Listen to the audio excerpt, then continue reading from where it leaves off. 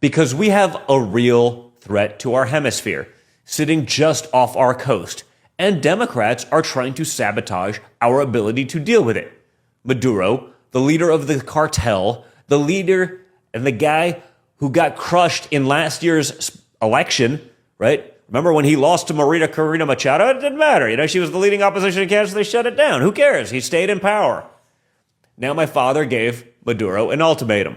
Leave Venezuela now, or something else will happen. Maduro reportedly said he would leave, but only if he could still control the military while in exile.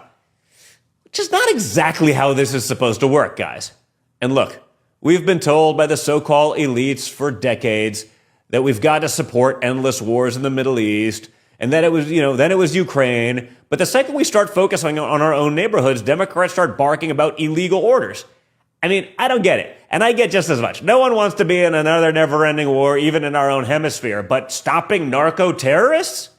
Stopping drug dealers? Stopping fentanyl? Something that'll save hundreds of thousands of Americans a year? Like, think about that. That has to stop now. And just to state the facts, the Trump administration has designated the Cartel de las Solas as a foreign terrorist organization. Okay, that's a clear and present danger to the United States. And based on the numbers, it's far more dangerous to Americans than anything else we've been fighting and funding for the last few decades. This cartel turned Venezuela's state oil company into a narcotics trafficking and money laundering operation. They use Venezuelan military jets to bring drugs from Colombia, process it in Venezuela, and move it into Central America, and then onto the United States and Europe. And what are Democrats doing? They're making videos telling our troops to disobey orders when it comes to going after the narco-terrorists. That's why this sedition scandal is so dangerous. It's not just politics. It's putting American lives at risk. The Venezuelan people already voted Maduro out in elections. They protested peacefully. They lobbied for international support. And Maduro stole the election anyway, and then brutally cracked down on his own people.